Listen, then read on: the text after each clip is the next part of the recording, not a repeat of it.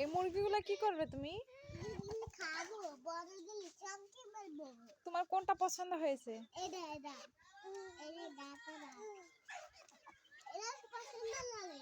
এটা কেটে খেয়ে ফেলবে? কত বড় হয়েছে। এটা অনেক বড় হয়েছে। এটা কি হয়েছে? এটা বড় হয়েছে? দেখছো ওই যে অন্যটা দেখছো কামড় দিয়ে দিতেছে, ঝগড়া করতেছে। এগুলো সব কার মুরগি? হাঁস মুরগি কার? তোমাদের?